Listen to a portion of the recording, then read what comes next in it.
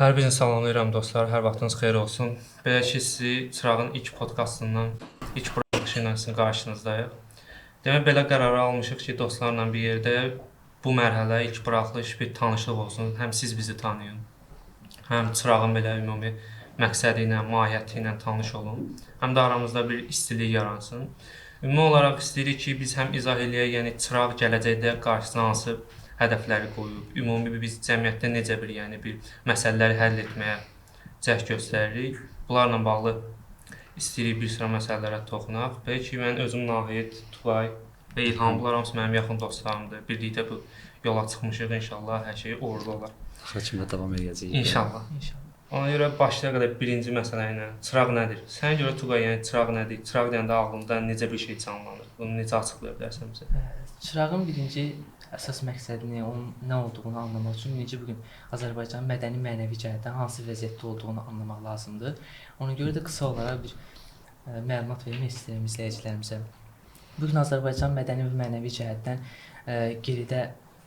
geriləyən bir ölkədir. Çünki bizim cəmiyyətimiz mədəni və mənəvi cəhətdən intibaha hələ dadmayıb. Amma dadmağa can atır. Çünki belə bir gənclər çoxdur. Bu gün biz burada gördüyümüz kimi 3 nəfərdən ibarət deyilik. Əslində yüzlərcə gənc var ki, izləyicilərimizin arasında elə gənclər var. Bu mədəni mənəvi intibahın Azərbaycanın gəlməsini çox istəyirlər. Belə olan təqdirdə biz də əlimizdən gələni etmək istədik. Yəni oturduq, düşündük təbii ki, ilk növbədə bir platform quraq. Adını Çıraq platformu. Adı niyə Çıraqdır? Çünki biz əsasən milliyyətçi bir gənc olduğumuz üçün, əsasən milli dəyərlərə daha çox dəyər verdiyimiz üçün Azərbaycan dilində olması mühüm idi və ondan sonra belə qərara gəldik ki, Çıraq, yəni o mənada olmalı ki, postmodernist bir şey də qura bilərdik də. Amma qurmadı. Postmodernist qurmadı. Əsasən milli olması daha gözəl idi. Həm də milli dəyərlərə həm bağlı olacaq, həm də mədəni və mənəvi intibah yolunda gənclərə bir növ çıraq olmalıyıq. Onların yolunu aydınlatmalıyıq. Bizim əsas məqsədimiz budur. Yəni intibahı istəyən gənclərin yolunu aydınlatmaqdır. Sözü kəsəm burada. Həm də ümumi belə baxanda çıraq nəyi simvolik eləyir? Tək olaraq mənşəl deyildi o. Hər bir insanın bir daxili mənəviyyatında yanan bir mənşəl var, alov var. Hər insan daxilində olan çırağı təmsil edir. Yəni buna çox insan ağıl da deyə bilər, ruh da deyə bilər. Yəni hər insan bu qaranlıq bir dünyanı, qaranlıq aləmi bir hansısa bir çıraqla, bir yolla kəşf eləyir də. Bunu kimsə ağılla eləyir, kimsə ruhla eləyir. Bizə yəni əsas məqsəd odur ki, bu ruhu, bu çırağı daha da belə qüvvətləndirir. Yəni boşu-boşuna qaranlığı tənqid etməkdənsə bir çıraq da biz yandırdıq. Belə bir şey mən də əlavə edirəm ki, məsəl üçün bizim bu çırağı layihəsini yaratmaqda məqsədimiz o deyil ki, biz daha klassik yerlərə, klassik dövrə qayıdacağıq, o keçmiş dövrə tabe olacağıq. Əslində biz modern dövrdə yaşayırıq. Təbii ki, bu texnologiya, elmin inkişafı həyatımızın hər cəhətini əhatə edibdir. Və biz bunlarla, bu texnologiya ilə, bu inkişafla bərabər milli mənəvi dəyərlərimizə qoruyub, onlara bağlı olaraq bunlara bərabər apara biləcəyimizi düşünürük. Bir də belə deyim ki, çırağın loqosuna belə baxanda, çırağın loqosunda biz artıq öz ideyamızı orada görə bilirik ki, orada qız qalası var ki, qız qalası bizim mədəniyyətimizi təmsil edir ki, Səmazəng də bizim mənəvi aləmimizi təmsil edir. İstəyərdim onun barəsində biraz çıxış edəsiniz. Əslində elə onun da məqsədi, məsələn, baxan kimi loqoya orada göstərir ki, bir mədəni aləm var, bir mənəvi aləm var. Loqoda bunlar ikisi birləşib bir vəhdət yaratdılar. Ümumi sənin dediyinə bir referans gətirmək istəyirəm. Ümumi düşünürlər ki, məsələn, biz mühafizəkarlıq deyəndə və yaxud deyəndə ki, ümumi milli mənəvi dəyərlərimizə biz önəm veririk deyəndə düşünürlər ki, biz keçmişə qayıtmaq istəyirik ki, keçmişdən biri olaq, ya gələcəyi keçmişə aparaq. Amma məsələ o deyil. Məsələ odur ki, sadəcə biz tanıtmaq istəyirik ki, bizim arxamızda böyük bir külliyyat var, tarixi külliyyat, mənəvi külliyyat var. O tarixi mənəvi külliyyatdan böyük bir gələcək qura bilərik, böyük bir yeni bir cəmiyyət qura bilərik. Bu yerdə bir əlavə eləmək istəyirəm. Bunu deyən insanlar əslində mühafizəkarlığın nə demək olduğunu bilmirlər. Çünki biri var liberalizm, biri var mühafizəkarlıq, bir də var ənənəviçilik. Ənənəviçilik sən deyən kimidir. Yəni ümumiyyətlə keçmişi kökləndirir, müasirliyi, modernliyi tamamilə inkar edir, rədd edir. Amma mühafizəkarlıq deyir ki, biz inkişaf eləyək, olsun, modernliyi qəbul edirik. Amma keçmişimizdən, köklərimizdən də qopmayaq. Yəni mühafizəkarlıq bu deməkdir. Təbii ki, bu gün dünyada mühafizəkarlığın zayını çıxardıblar deyə çox insan onu yanlış başa düşür. Yəni düzgün yorumlaya bilmir. Liberalizm isə tam əksinə tamamilə irəliyə baxır, yəni Anladım. keçmişi unudaq, inkişaf olsun. Mühafizəkarlıq həm də vəhdətdir də. Bəli, keçmiş və gələcəyin Gələcəyin vəhdəti. Nə digərini tamamilə biz əlimizdən yəni buraxa bilərik, nə də digərini. Ona görə bunların ikisinin vəhdəti vacibdir. Həm də ümumi tarixə də baxanda görürük ki, birinci mənəvi bir inqilab baş verir, daha sonra mədəniyyət çiçəklənir və ondan sonra intibah başlayır. Məsələn, belə götürək öz İslam tarixinə görə Məhəmməd peyğəmbər gələn kimi nə etdi? Ərəblərin ilk olaraq bütlərini yıxdı. Yəni mənəvi aləmdə bir inqilab elədi. Ondan sonra yavaş-yavaş mədəniyyət çiçəklənməyə başladı. Ya götürək elə Almaniyada reformasiyanı Martin Luther nədir? Birinci kilsəyə qarşı çıxdı. Mənəvi aləmdə bir inqilab elədi. Ondan sonra gördük tamam fərqli bir mədəniyyət meydana çıxdı. Belə mədəniyyət məsələsini açıqlamaq istəyirəm, yəni sözün kəsilməsin.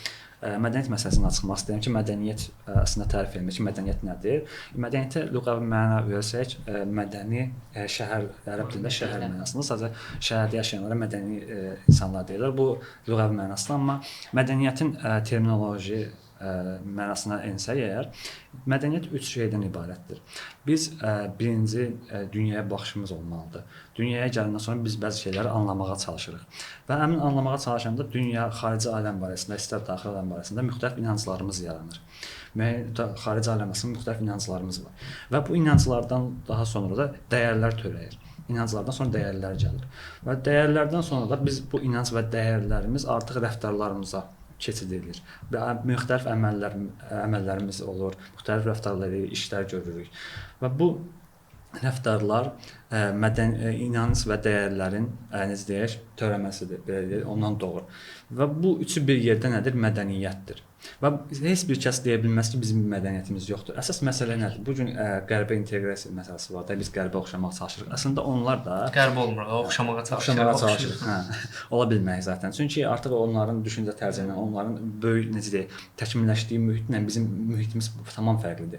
Artıq demək olar ki, o qərb mədəniyyəti öz klassik mədəniyyəti üstündə qurulubdur. Bu gün məsəl üçün Aristotel, Platon həmin mədəniyyət üzərində qurulubdur. Düzdür, bəzi fikirlərini qəbul etmirlər, amma həmin mədəniyyət üzərində qurulubdur. René Descartes həmin mədəniyyət üzərində Renesansda yaratdı. Amma hamısı da eyni mədəniyyət üzrə təkmilləşmişlər, gəliblər qərb mədəniyyəti olublar. İndi bu gün qərb nə qədər düz doğru mədəniyyətə sahibdir ya, sahib deyil, o başqa məsələdir. Amma biz deyirik ki, biz öz mədəniyyətimizə sahib olaraq, öz mədəniyyətimizi əlimizdə tutaraq inkişaf edə bilərik. Yəni niyə biz modern deyəndə qərbi ancaq nəzərdə tutmalıyıq? Biz niyə öz milli mənəvi dəyərlərimizə inkişaf edib modern olmayaq? Bunun bir praktikasını əslində biz görürük də. Bu gün qərbin şəklənməsində, güclənməsində biz elə bilirik ancaq elm deyil. Təkcə elm deyil. Çünki o mədəniyyətinə sahib çıxır. Ona görə bu gün güclüdür. Biz də öz mədəniyyətinə sahib çıxarıq, əslində güclənə bilərik. Ümumi dünyaya da baxanda biz elə bilirik ki, əgər biz inkişaf eləmək istəyirsə, mütləq keçmişi inkar etməliyik. Keçmişi aşağı görməliyik, qaranlıq görməliyik və keçmişdən imtina etməliyik ki, irəli gedək. Ümumi baxanda məsələn inkişaf eləmiş dövlətlər deyirik, kimi Avropalılar deyirik, ya Çini deyirik, Yaponiyanı deyirik. Adamlar nə qədər imtina ediblər. Yəni adamlar Çinlər hələ də Yaponlar olsun. Öz neçə əsr əvvəllərə dayanan öz əlifbalarında yazılır. Yəni əslində o keçmişdəki külliyyatdan, malzəmədən istifadə edərək yeni bir gələcək qurmaq mümkündür. Bunları tamamilə çünki bu gəlmiş nəticələr bizim keçmişimizdə olan bu mənəvi resurslar olsun, maddi resurslar olsun, əsrlər əvvələ dayanır. Əsrlərlə bu nəticələrə gəlir. Biz sizə düşünürük 50 il biz bunların hamısını 50 il, 60 ilə tamam fərqli bir şey ortaya qoya bilərik sıfırdan. Sıfırdan amma bunu eləmək qeyri-mümkündür. Ona görə də təməl aldığımız bir yer olmalıdır ki, onun üzərində biz hərəkət edə bilək. Bu Çini bir misal çəkdim.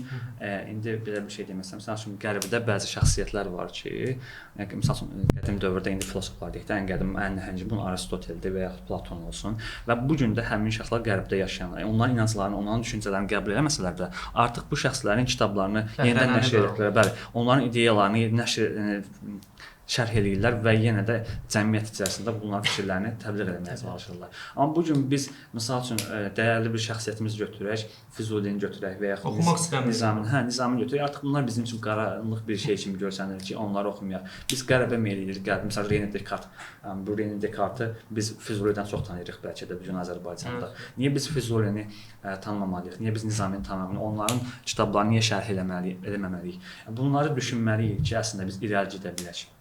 Özbəkistanda hər həftənin 5-ci günü cümə günü milli geyim günüdür.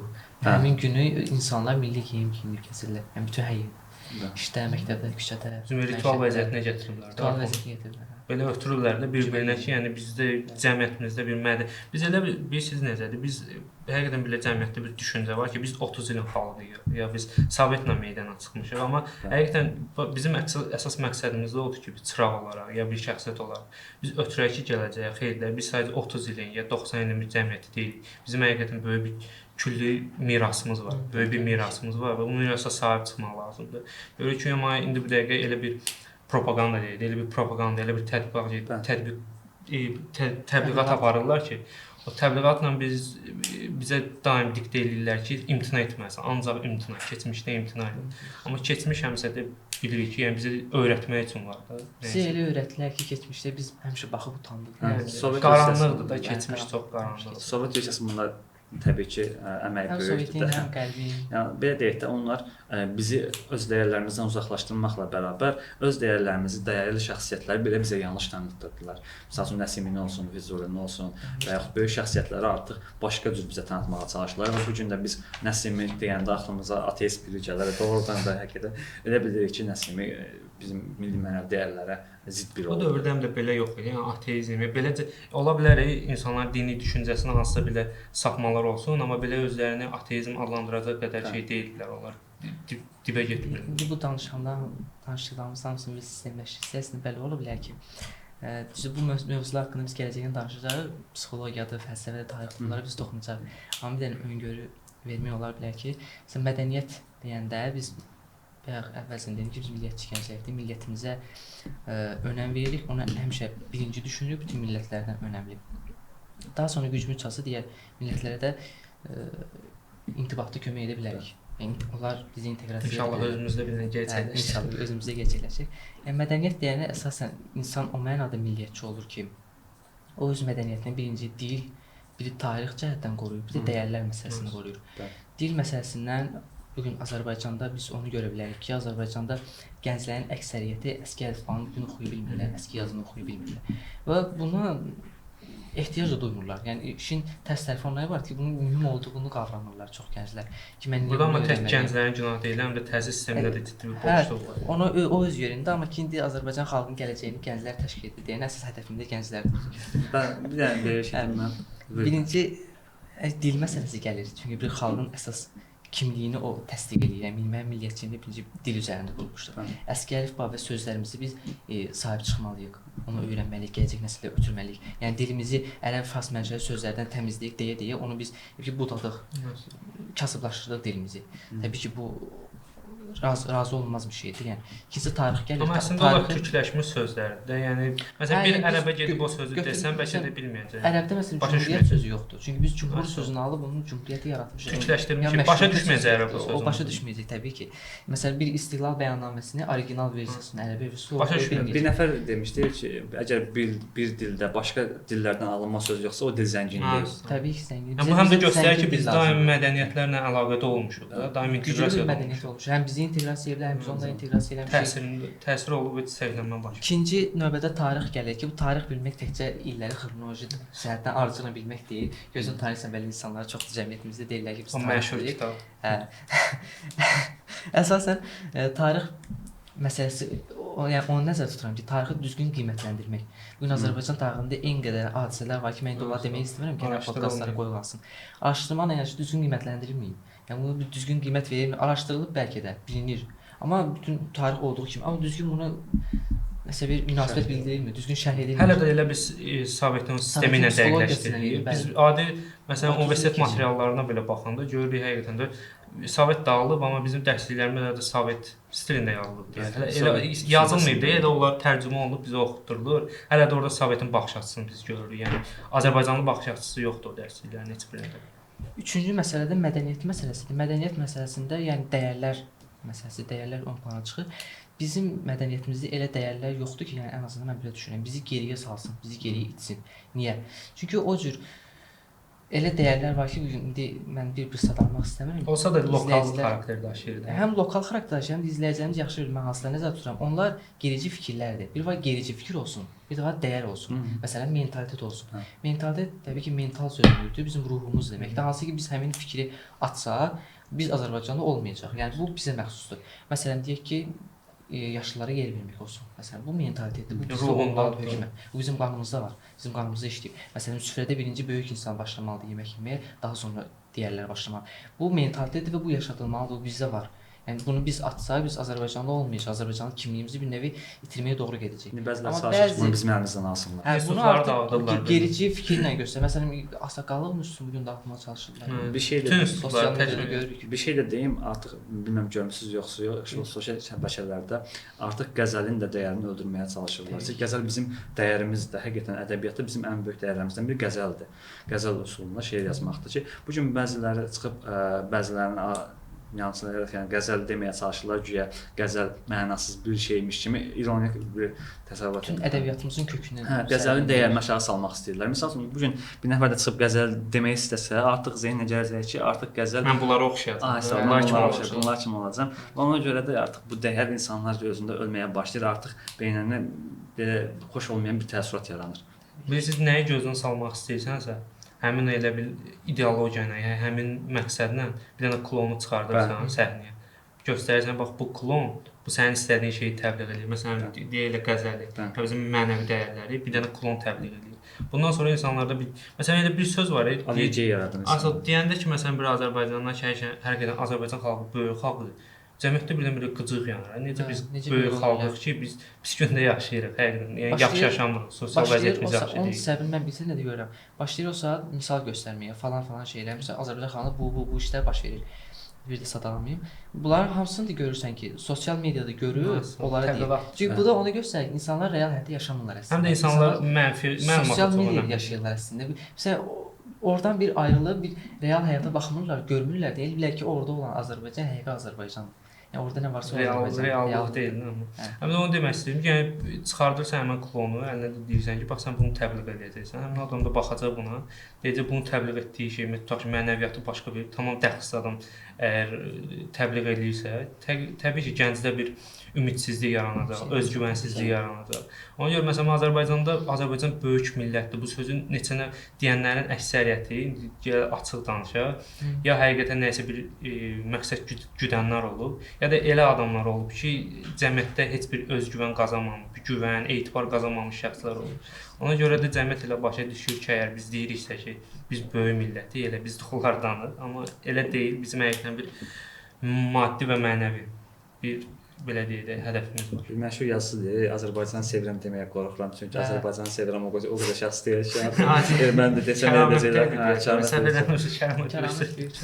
Mən də desəm elə deyəcəklər. Ya bax bura gəlib çıxırdı. O sözü o qədər adam deyib ki, dərksiz adamlar deyib ki, heç bir Azərbaycanda bir daşı üstə qoymayan adamlar o qədər deyib ki, ona adam həqiqətən qaçır o sözdən ki, mən bunu deyəcəm, mən də onlarla səhv salacağam. Bir məsələyə toxunmaq istəyirəm. İndi ola bilər ki, Azərbaycan dəyərləri olsun və bir şəxs olsun bu dəyərlərə inanmasın. Ola bilər ki, Azərbaycanlı bir şəxs olsun, Azərbaycanda olsun və bu dəyərlərə inanmasın. O normal bir şeydir ki, qəbul etməz. Amma bu faktdır ki, sən burada böyümüsən, burada doğmusan, burada böyümüsən. Əgər sən burada yaşamaq istəyirsənsə, buranın milli mənəvi dəyərlərinə inanmaq məsələsi, qəbul etməlisən ki, belə dəyərlər var. Və sən bunu məcbur öyrənməlisən, əgər buranı uyğunlaşmaq istəyirsənsə. Belə bir şey var. Qəbul etməmək üçün bir səbəb yoxdur. Yəni tutarlı bir səbəb yoxdur. O başqa məsələ. İndi ondan sonra bəhsdir, amma məsəl üçün inanmır. Yəni inanc məsələsi bir şey keçinməz beyə bilmək. Onların beyni bulandırır bəzi xarici təsirlər. O ona görə inanmır. Yəni o tam demək olmaz ki, hə bu insan istəmir də onun könlündən keçmir. Keçir əslində, prosta beyni çox bulanır xarici təsirlərə görə.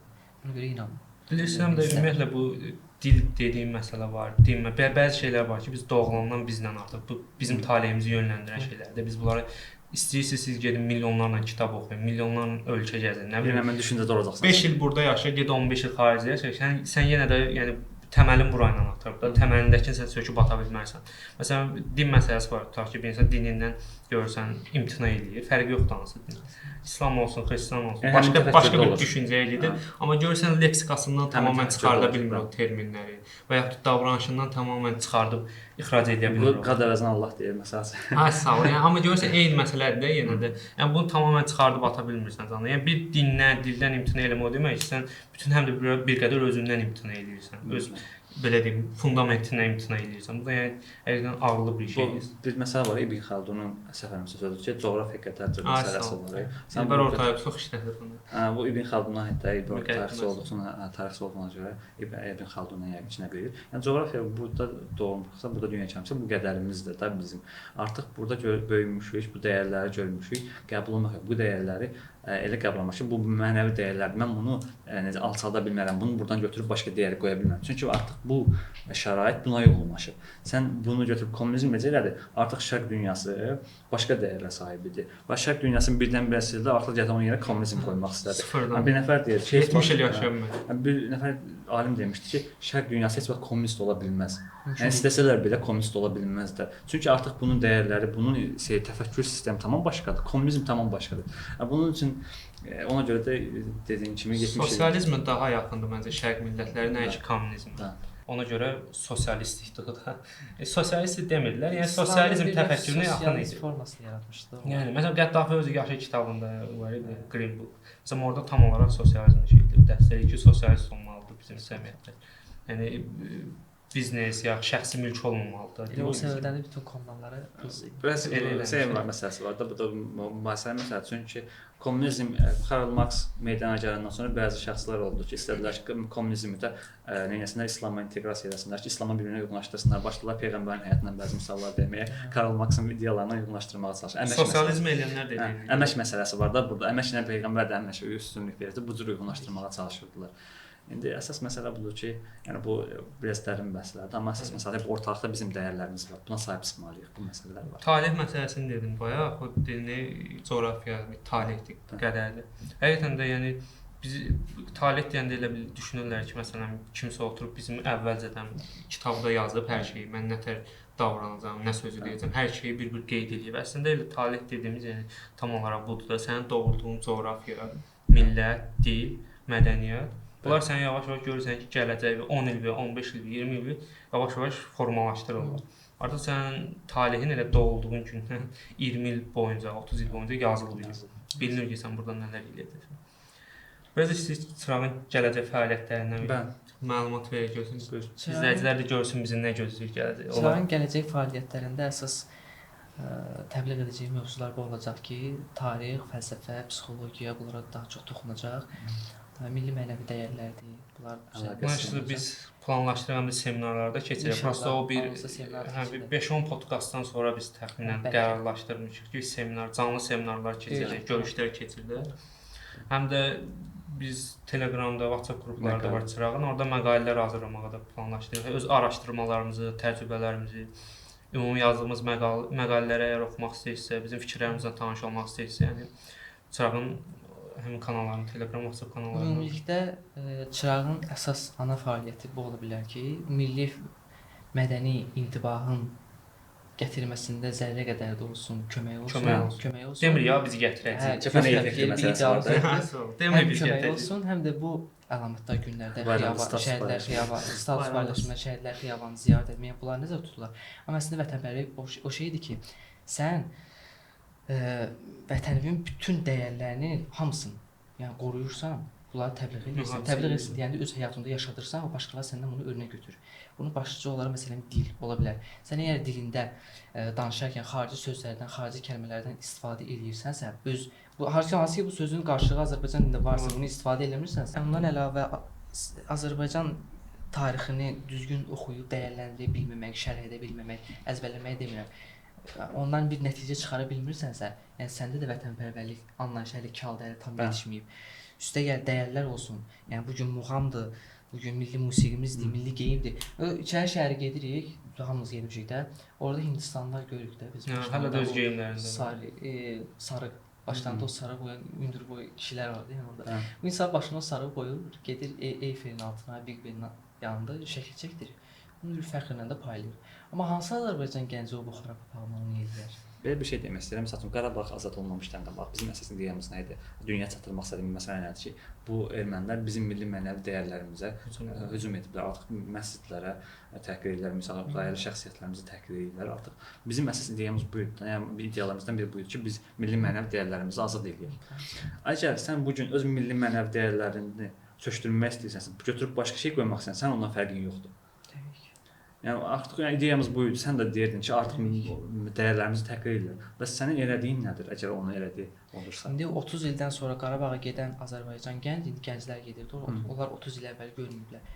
30 il əvvəlki Azərbaycan kim olmalıdır? Yəni 30 il əvvəl Azərbaycan vətəndaşı nə idisə, o Qarabağda yaşayan o nə idisə, hansı fikirdə, hansı düşüncədə, hansı dəyərlərə sahib çıxırsa, 30 il sonra da gedən Azərbaycan məcbur deyil, düşüncə konkret düşüncə olaraq eyni olmasa da ən olsa, azından yəni dəyərli qoymaq yaşatmalıdır da. Məsələn, birini misal göstərim, yayla festivalı keçirildi bizdə. Kəlbəcərdə deyirsən. Yəni ən azından 30 il əvvəl bunu eləyirdik, 30 il sonra da getdik, biz bunu yaşadırıq da orada. Ona görə məncə burada siyasi amillər də, məsələn biz indi deyirik bizim düşüncəmiz oxşamalıdır 30 ilə, 70 il əvvəlkinə. Onu tam bacara bilməyəcəyik bu konkret. Çünki 70 il, bilirsən 70 il əvvəl çünki bizdə tamam fərqli bir mühit idi, siyasi mühit başqa idi. Amma biz indiki mühitlə nə edə bilərik, onu düşünməliyik. İndiki mühiti necə ən yaxşı vəziyyətə gətirə bilərik. Belə deyim də, məsəl üçün Sovetin dövründə belə böyük şəxsiyyətlər var idi ki, məsəl üçün onlar o çətinlikdə belə bu dəyərlərə necə sahib çıxırdılar, necə şeirlər yazıblar, necə təbliğ ediblər, məsəl üçün bunlar aparmaqlarına rəğmən, yəni məsələn Mişəl Müşfiq olsun, məsəl üçün Hüseyn Cavid olsun, bu şəxslər necə qoruyub bizim dəyərlərimizi, məsəl üçün Əli Ağa Vahid olsun ki, qəzəl janrında yazıbdı şeirlər, necə qoruyub bu dəyəri. Amma bu gün biz bu rahatlıq olmasına rəğmən yenə də öz dəyərlərimizə bu qədər sahib çıxa bilmirik. Onun mən səbəbini bilsən necə görürəm, necə düşünürəm. Çünki orada Sovet hökuməti artıq bir görünən düşməni idi. Orada düşməni görürdük. Biz düşməni görə bilmirik. İndi düşməni görə bilirik. İndi ideoloji müharibə gedir. Beyinləri, ağılları, şuuru elə bil işğal edirlər. Məsələn, babamız həqiqətən bilirdi ki, Sovet deyə bir imperiya var. Mənim üzərimdə mənim nə eləməyimi istəmir. Məsələn, istəmir ki, tutaq ki, dilimi yaşadım, istəmir dini yaşadım, istəmir mədəniyyətimə yaxın. O bilirdi bunları. Ona görə də görürdü də, düşmanı görürdü. İndi amma elə bir mühitdə düşman görmür. Yəni ideologiya ilə artıq hücum olunur. Yəni elə bir zehni, şuuru indi bir dəqiqə işğal eləməyə yönəlir. Buna səbəb budur ki, Sovet rejimi dağılandan sonra artıq ortada bir boşluq yarandı. Artıq müxtəlif ideologiyalar istədilər ki, burada öz ideologiyalarını yeritsinlər və bu boşluqdan istifadə etməyə çalışdılar. Bizim də üstümüzə düşən vəzifə budur ki, bu boşluğu doldura bilək öz dəyərlərimizlə. Yəni qoymayaq ki, başqa boşluq əldə davam edir. Bəli. Qoymayaq ki, başqa ideologiyalar gəlib ora öz ideologiyalarını yeridə bilsinlər. Dövlət düzdür, bununla bağlı tədbirlər keçirdik, görürük ki, yəni o boşluğu elə bil daxili mühərrik bizdən gəlməlidir. Dövlət çox əziyyət çəkir, sağ olsun. Biz də ona kömək olmalıyıq. Daxili mühərrik deyirik, xalqda olmalıdır. O daxili mühərrik əgər xalqda yoxdursa, dövlət yəni nə qədər tədbir, düzdür, dövlətin tədbiri çox önəmlidir. Dövlətin siyasəti çox önəmlidir ki, dövlət dəstəyi olmasa, məsələn, sosial məsələn vəziyyət yaxşılaşmasa, mən inanmıram ki, əhalinin də marağı olacaq ki, mənəviyyat, mədəniyyət, ancaq maddi məsələlərdə marağı olacaq. Ona görə bu daxili mühərrik ilk olaraq xalq tərəfindən qorunmalıdır. Biz də elə buna xidmət edirik. Biz elə bilirik ki, bütün yüklərindən varsa hamısı dövlətin üzərində, bütün işlərimiz dövlət görməlidir. Bu dəyərlərin hamısını dövlət qorumalıdır. Düzdür, dövlətin böyük rolu var dediyin kimi. Amma yəni biz iş görməliyik də, yəni oturub yerimizdə saymaqla bir iş olmaz. İntibahın uzun ömürlü olmasını istəyiriksə, biz özümüzdən hər bir fərdə, belə deyək də, cəmiyyətdəki hər bir fərdin üstündən bu məsələ barəsində bir məsuliyyət düşür. Biz də bir gənc olaraq bizim də məsuliyyət düşdüyümüzə görə buradayıq. Yəni belə yavaş-yavaş podkastımızın sonuna yaxınlaşırıq. Ümumi çırağa dəstək məsələsini də mən istəyirəm dilə gətirim. Əgər həqiqətən də çırağa dəstək olmaq istəyirsinizsə, bizə yanımızda olub bu yolda bizlə birlikdə irəliləmək istəyirsinizsə, bizim YouTube kanalımıza abunə ola bilərsiniz və yaxud da ki, digər kanalların da biz linkini açıqlama bölümündə yerləşdirəcəyik. Həm Telegramdan, həm WhatsApp qruplarından. Orada əsasən məqalələri paylaşacağıq dediyimiz kimi. Bu yolda bizə dəstək olmaq istəyirsinizsə, bu kanallara qoşularaq bizim yanımızda ola bilərsiniz. Mən də sizə təşəkkür edirəm ki, mən də layihəyə qoşdunuz və əsas ideya sizdən gəldi. Mən də yəni bu qəbul etməməyim qeyri-mümkün idi. Qəbul etməliydim çünki belə bir layihə varsa bunun üzərində çalışmaq lazımdır. Çox sağ ol, yanınızdasan.